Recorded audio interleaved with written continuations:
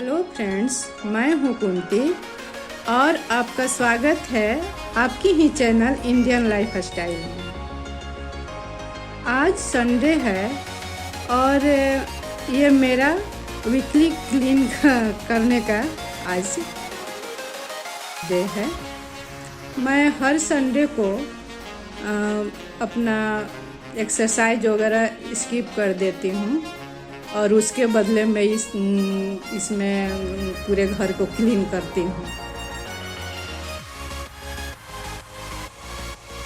तो मैं शुरुआत कर रही हूँ अपने बेडरूम से और एक सूखे कपड़े की सहायता से मैं सारे धूल वगैरह को झाड़ ले रही हूँ और हर जगह कोशिश करती हूँ कि क्लीन हो जाए।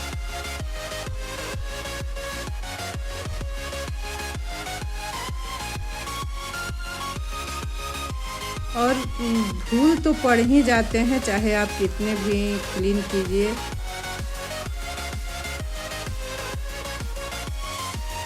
तो अब इस कोलिन की सहायता से मैं थोड़ा इसे भी क्लीन कर लूँगी। और इस तरह वीकली क्लीन करने से ज़्यादा गंदे नहीं हो पाते हैं और हमें मेहनत भी कम लगती है। तो मैं इस तरह कोलिन मार मार के पूरे अलमीरा और पलंग और ड्रेसिंग टेबल जो भी है सब पर हाथ फिरा देती हूँ और खिड़की वगैरह को भी झाड़ देती हूँ, यानी चारों तरफ सारे ये क्लीन कर देती हूँ।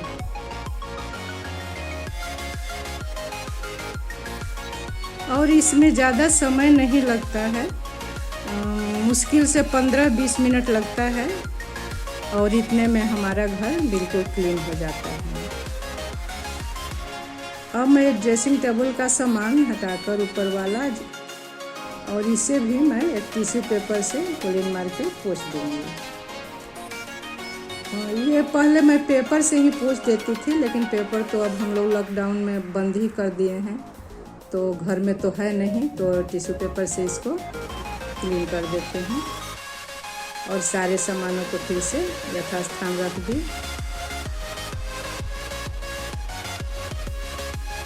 और ऊपर मैं ज़्यादा सामान भी नहीं रखती, ये थोड़े बहुत रोज़मर्रा के जो होते हैं।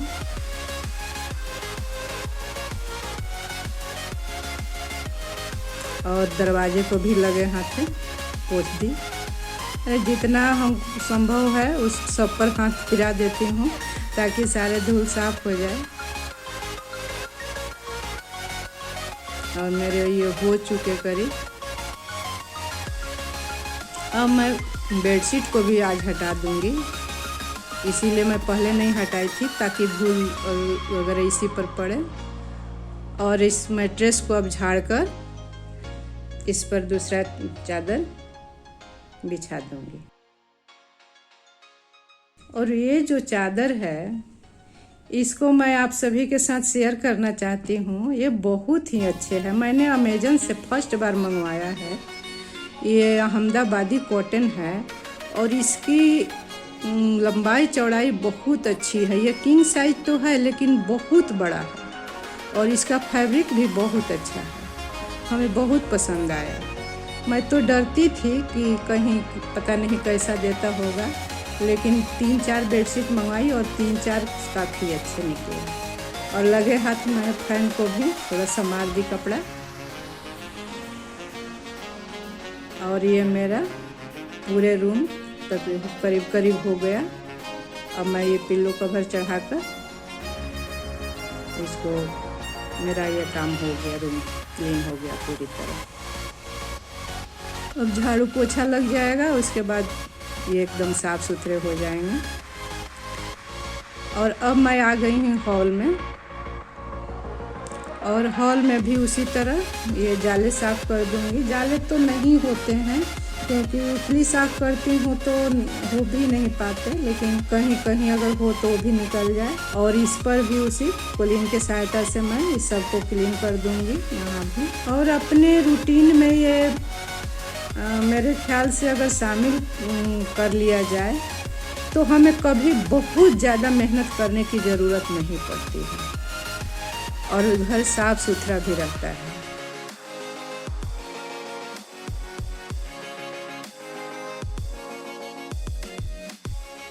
और ये जो फ्लावर वगैरह है इसे भी धूल तो आ ही जाता है, तो इसको मैं आज तो नहीं धोऊंगी, इसको 2-3 महीना के बाद ही धोती हूँ, इसे झाड़ देती हूँ।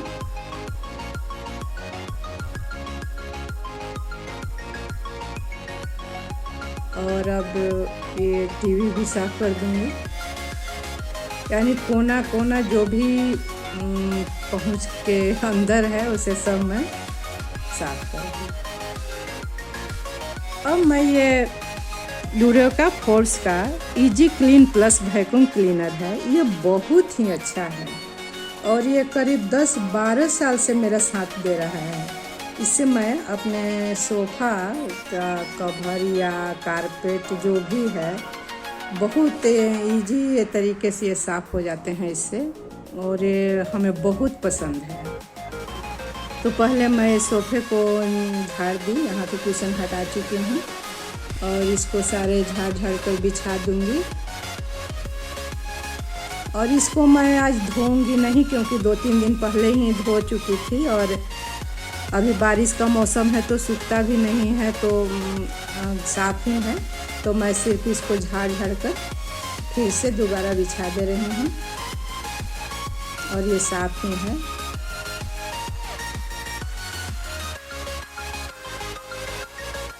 अब मैं उस वैक्यूम क्लीनर से इसके सारे डस्ट साफ कर दूँगी, और इसमें छोटे छोटे धूल के कण भी आ जाते हैं और उड़ते भी नहीं हैं, ये मुझे बहुत पसंद है और ये कभी ख़राब भी नहीं होता है। तो ये छोटी सी मेरे वैक्यूम क्लीनर बहुत ही काम की चीज़ है मेरे लिए। और इस तरह मैं सब साफ कर दी।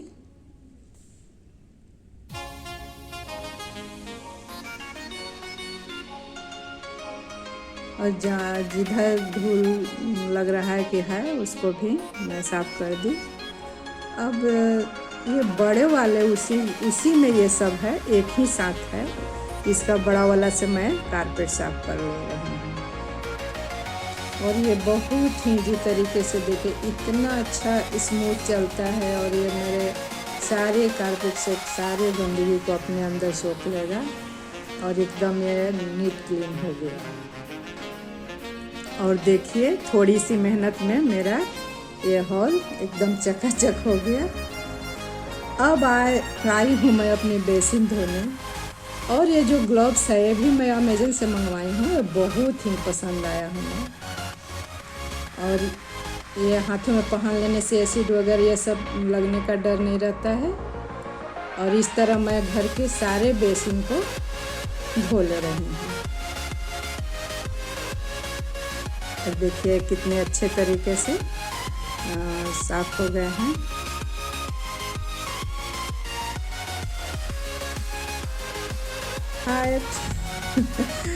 इतना काम करके मैं आराम करने लगी थी, और बीच में मेरा ब्रेकफास्ट और लंच हो गया साधारण तरीके से। अभी ये रात का मैं डिनर बनाने आई हूँ, और डिनर में आज मैं ढाबा स्टाइल एक प्याज मलाई मसाला कह लीजिए उसकी सब्जी और तंदूरी रोटी बनाऊंगी। इस लॉकडाउन में तो हम लोग बाहर का खाना खाने के लिए तरस ही गए हैं, तो आज घर में ही ये ढाबा स्टाइल में बना रही हूँ। और ये बहुत ही इजी तरीके से बन जाते हैं, और घर में अगर कोई सब्जी ना हो तो हम ये बना सकते हैं। तो इसके लिए हम प्याज लिए, उसके 4-4 भागों में काट लिया, उसकी सारे कलियों को अलग कर लिया। अब ये 3 टमाटर और अदरक के ये थोड़े से टुकड़े हैं, और 1-2 इसमें हरी मिर्च, बाकी इसमें लहसुन वगैरह कुछ नहीं जाएगा। इसको हमें मिक्सी में पीस लेना है।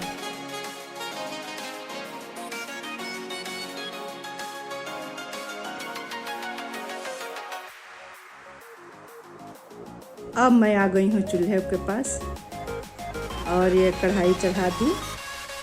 इसमें थोड़ी सी रिफाइंड ऑयल, बहुत थोड़ा सा 1 चम्मच के करीब डाल दी। इसमें हमें प्याज को फ्राई करना है हल्का सा। इसमें सरसों तेल नहीं पड़ेगा। और देखिए ये प्याज को मैं हल्का सा एकदम ये पिंक जैसे होगा, क्रंची ही रहेगा, हल्का सा बस कलर इसका पिंकिश हो जाए, बस उतना ही भूनना है। और इसको मेरा ये भून चुका, मैं इसको निकाल ले रही हूँ। देखिए ये भून गया है, बस इतना ही चाहिए। और सेम कढ़ाई में मैं 1 चम्मच फिर भी रिफाइंड ऑयल ली, और इसमें ये छोटे चम्मच हैं तो 2 चम्मच धनिया, खड़े धनिया, और 2 चम्मच जीरा, कुछ टुकड़े ये तेज़पत्ता, और थोड़ी सी चिली फ्लेक्स, बस इतना ही हमको इसमें चाहिए। और इसको भून जाने के बाद इसमें ये जो टमाटर और अदरक का पेस्ट मैं तैयार करके रखी थी वो डाल दी। और इसको ढकना नहीं है, बस खुले में इसको भूनना है। और इसमें ये बेसिक सा मसाले जाएंगे, इसमें कुछ नहीं जाएगा, बस ये हल्दी और धनिया पाउडर और मिर्ची पाउडर। इसके अलावा इसमें जीरा पाउडर, काली मिर्च पाउडर या गरम, ये सब कुछ नहीं जाएगा। और इसे हमें अच्छी तरह से भूनना है। और इस स्टेज पर ये लंबी कटी हरी मिर्च मैं इसमें ऐड कर दे रही हूँ, और थोड़ी सी पानी डालकर इसे भून रही हूँ। ये बहुत जल्दी जलने लगता है, इसलिए ध्यान से इसको भूनना पड़ता है। और देखिए ये मसाले मेरे भून चुके हैं, इसमें से ऑयल सेपरेट होने लगा है। अब इस स्टेज पर ये थोड़ी सी मैं कसूरी मेथी और बहुत थोड़ी सी गरम मसाला डाल दूँ, और फिर थोड़ी सी पानी डालकर ये प्याज को इसमें ऐड कर दूँ। और ये मेरी सब्जी इतना ही में बन जाएगी। और अभी तक मैंने नमक नहीं डाला था, सो अब टेस्ट के अकॉर्डिंग नमक डाल दूँ। और थोड़े से ये पानी डालकर इसको 5-7 मिनट के लिए ढक के छोड़ देंगे। अब इसके साथ में हम आज तंदूरी रोटी बनाएंगे, और इसके लिए मैं आवश्यकता अनुसार आटा ली, और इसमें ये थोड़ी सी सोडा और बेकिंग पाउडर भी आप डाल सकते हैं, और ये थोड़ी सी नमक डालकर इसको हार्ड डो मतलब बनाना है, पूरी जैसा, रोटी से थोड़ा हार्ड रहेगा। और इधर देखिए मेरे सब्जी लगता है हो ही गया है। अब इस स्टेज पर इसमें घर की ये जो मलाई है उसको डाल देना है। और मेरे पास ये मलाई बहुत कम थी तो मैं 2-4 चम्मच दूध भी डाल दी इसमें। इसमें आप करीब 2 चम्मच, बड़ा चम्मच मलाई डाल सकते हैं, वो बहुत ही अच्छा लगता है। 1-2 मिनट के लिए ढक दिए, और ऊपर से ये धनिया से गार्निश कर दिए, और ये मेरी सब्जी तैयार है। ये ठीक रहेगी सब्जी। और देखिए इसका लुक कितनी अच्छे, एकदम ढाबा स्टाइल का मेरे प्याज मलाई मसाला तैयार हो गया। अब मैं तंदूरी रोटी बनाने के लिए आ गई हूँ, और ये कटोरी में पानी है, और ये थोड़ी सी कटी हरी धनिया। इसमें लहसुन का भी उपयोग हम कर सकते हैं, लेकिन आज मैं लहसुन डाल के नहीं बनाऊंगी। अगर लहसुन डालना है तो उसको भी पतले पतले टुकड़े करके इसमें डाला जा सकता है। लेकिन मैं सिंपल सा ये आटे के जो तंदूरी बना रही हूँ। हेल्थ के भी ध्यान रखना पड़ता है, क्योंकि रात है तो डिनर हमें हैवी नहीं चाहिए। तो ये थोड़े से पत्ते जो हैं वो इसमें मैं चिपका दी, और इसके उल्टे तरफ से ये पानी इसमें लगा देना है। पूरा पानी स्प्रेड कर देना है, क्योंकि इसी से तावा पर चिपकेगा। और इस तरह मैं एक रोटी तवे पर रख चुकी, अब दूसरा बेल रही हूँ। और ये गोल नहीं बनता है, क्योंकि जब ढाबा स्टाइल में मैं बना रही हूँ तो उसी के जैसा लंबा बनाने की कोशिश कर रही हूँ। और बबल्स आ जाने के बाद इसे उल्टी तरफ से ये घुमा घुमा कर डायरेक्ट ये गैस पर सेक लेना है और ध्यान से सेकना है ताकि जले भी नहीं, देख देख कर। और देखिए ये मेरी तंदूरी रोटी तैयार हो गई है और ये पूरी तरह पक चुकी है और बहुत ही सॉफ्ट होती है।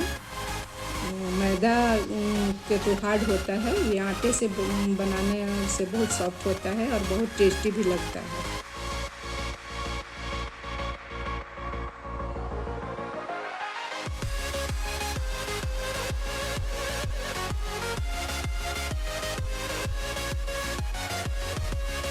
और देखिए मेरी सारी रोटियाँ तैयार हो गई। अब देखिए ये मेरा डिनर की थाली लग चुकी, बहुत सिंपल सा और बहुत टेस्टी। अगर फ्रेंड्स मेरी ये वीडियो आप सभी को अच्छी लगे तो प्लीज़ लाइक करें, कमेंट करें और मेरे चैनल को सब्सक्राइब करें। धन्यवाद।